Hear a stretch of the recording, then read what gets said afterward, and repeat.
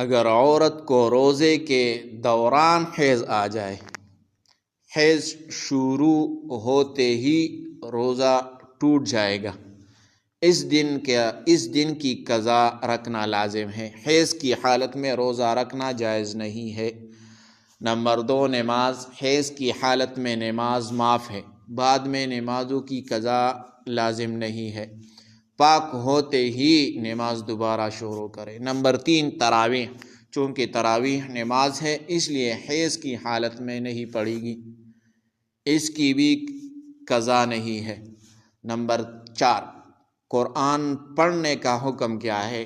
یہ اس مسئلے میں تفصیل ہے۔ حیض کی حالت میں جمہور علماء کے نزدیک حیض کے حالت میں قرآن مجید کو ہاتھ لگانا اور تلاوت کرنا یہ جائز نہیں ہے۔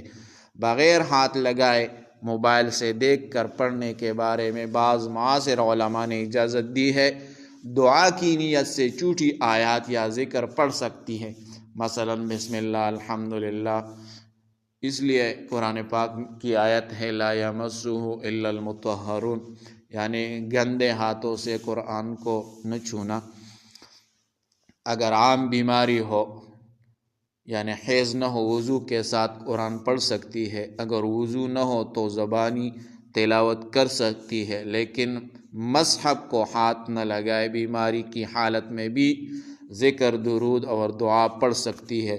تو یہ چند مسائل ہے، یہ دوسروں کے ساتھ شیئر کرے تاکہ ان لوگوں کو بھی پیدا ہو جائے، اور اس رمضان کے مہینے کی برکت سے آپ لوگوں کو بھی ثواب مل جائے گا۔ جزاکم اللہ احسن الجزا۔